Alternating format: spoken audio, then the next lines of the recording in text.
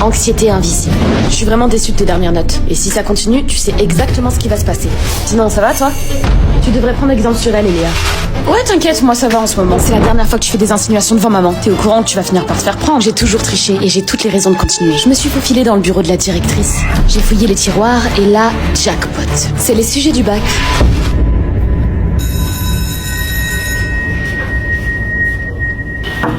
Axel? Léa est retournée au baby-foot pour te chercher, qu'est-ce que tu fous là? Oui? Désolée du dérangement, je repasserai plus tard. Vous toquez à ma porte pour me dire que vous repasserez plus tard. Vous vous comportez comme des Sims laissés en autonomie, c'est aberrant. Désolée. Kelly, je dois te parler. Désolée, j'ai pas le temps. C'était pas une question. Tricheuse. Pourquoi tu me traites de tricheuse? T'as un truc à te reprocher? Non, pas du tout, mais vas-y, viens enlever, qu'est-ce qu'il y a?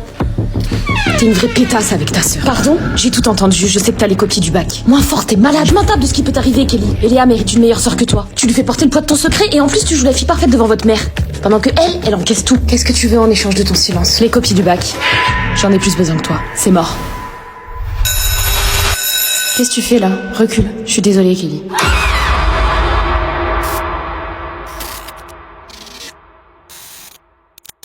Anxiété invisible. Qu'est-ce que tu veux en échange de ton silence? Les copies du bac. J'en ai plus besoin que toi. C'est mort. Qu'est-ce que tu fais là? Recule. Je suis désolée, Kelly. Eléa, Kelly? Vous êtes là? Kelly n'est pas avec toi? Non, pourquoi? On devait se rejoindre dans une boutique tout à l'heure, mais elle n'est jamais venue. Tu l'as vue en cours aujourd'hui? Oui, on a discuté. T'inquiète, elle a dû avoir un empêchement.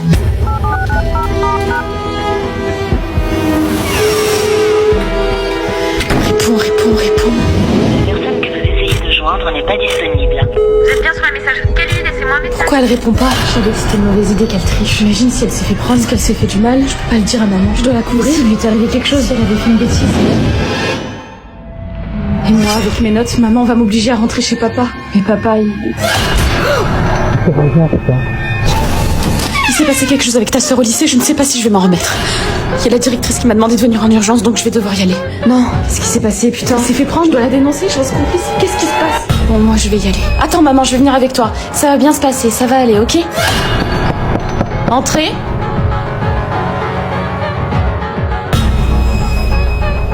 Axel?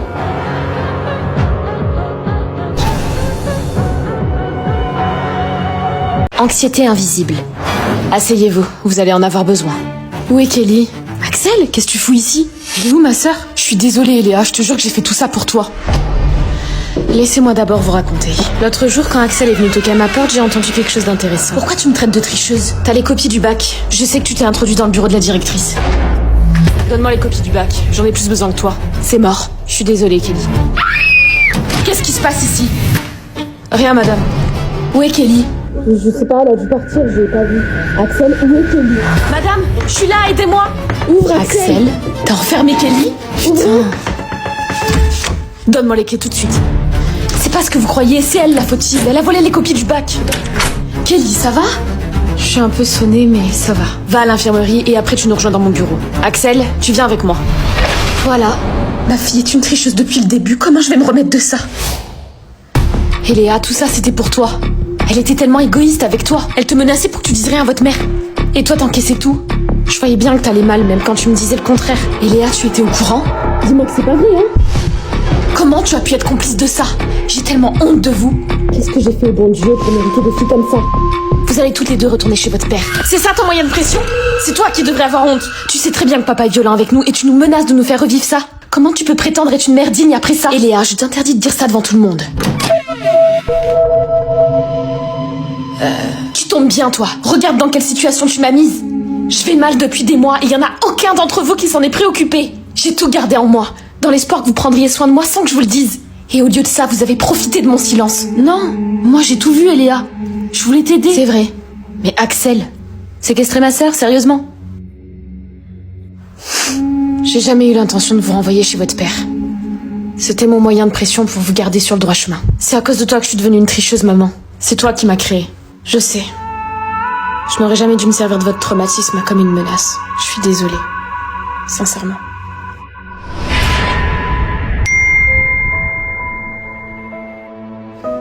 Je suis vraiment la grande sœur la plus nulle du monde. Mon rôle était de te protéger. Et au lieu de ça, je t'ai créé de l'anxiété. T'as pu compter sur personne. Même pas sur ta sœur. Je te promets de plus jamais te faire subir ça. Je t'aime, Elia. Tu dormais pas, tu faisais semblant. Ça en valait la peine.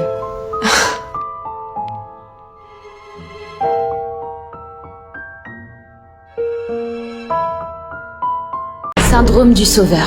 Un peu de silence. Aujourd'hui, on a une nouvelle arrivante dans la classe. Vas-y, Sophia, je te laisse te présenter.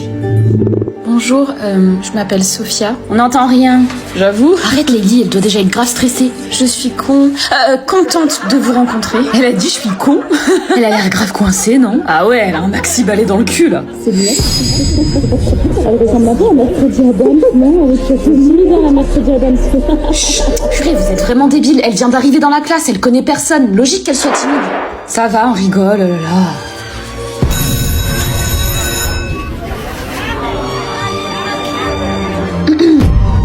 Désolée, j'ai pas de monnaie sur moi. Tu veux intervenir, comme à ton habitude? Évidemment, elle a besoin d'aide, ça se voit. Je m'appelle Anthony. Salut, moi c'est Roman. Je sais. Quoi? On est dans la même classe. Ah bon? Arrêtez, laissez-moi tranquille. Ça va, c'est... Je suis désolée, Sophia a besoin d'aide. À plus.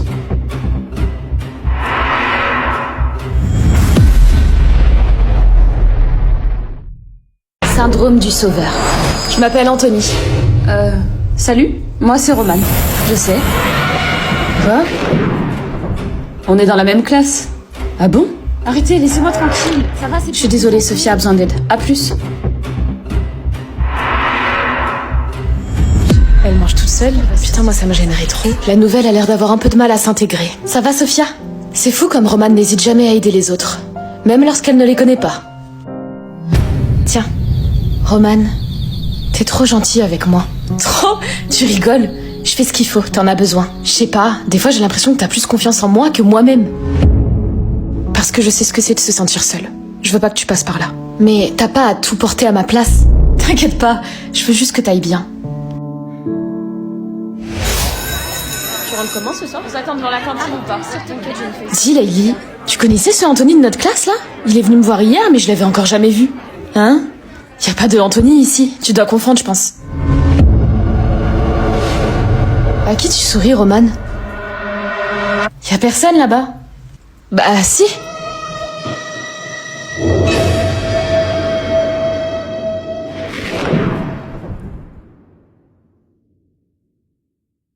Syndrome du sauveur. Y a pas de Anthony ici, tu dois confondre je pense. À qui tu souris, Roman? Y a personne là-bas? Bah si.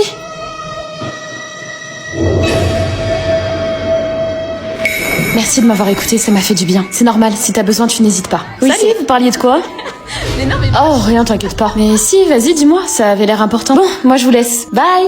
Roman, t'inquiète pas, tu fais déjà tellement pour moi. Dis-moi ce qu'il y a, je sens que t'es pas bien. Je peux pas faire juste comme si j'avais rien vu. C'est rien, Roman, laisse tomber. La force pas à te parler, Roman, elle t'aimera quand même. De quoi tu te mêles? Écoute, Sophia, t'as besoin d'en parler, je le vois. Je suis là pour ça, tu sais. Je sais. Mais j'ai juste envie de silence, parfois. Pas de questions ou de solutions. Mais si tu gardes tout pour toi, ça va empirer. Je sais ce que ça fait de pas être écoutée ou d'être seule. Mais tu vois pas que ça me met la pression? Ça me donne l'impression que si je vais mal, t'existes, mais que si je vais bien, tu sais plus quoi faire. C'est pas vrai? Si. J'ai pas besoin d'être sauvée. J'ai juste besoin qu'on m'écoute quand moi, je suis prête. Pas quand toi, tu l'as décidé. Elle a raison. Et tu le sais.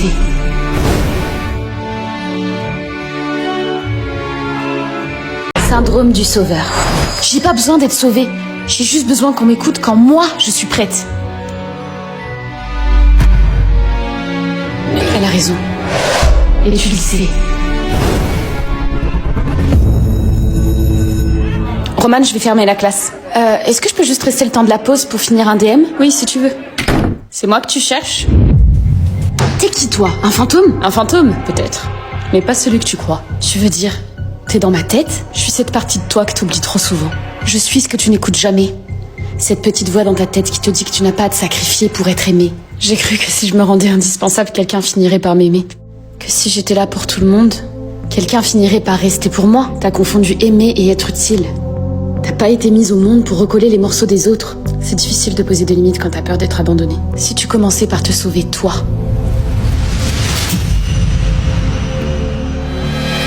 T'as appris à être utile avant d'être heureuse. Il est temps de réapprendre l'inverse. T'as consolé les autres avec des mots que personne ne t'a jamais dit. Tu fais semblant d'aller bien parce que t'as peur qu'on s'éloigne si tu vas mal. Mais est-ce que c'est encore de l'amour si t'as pas le droit d'être vrai? Si tu t'es reconnu là-dedans, alors tu sais que c'est plus possible de continuer comme ça. Tu veux guérir? Commence par t'écouter et par t'aimer. Et surtout, promets-moi de ne plus jamais te laisser derrière.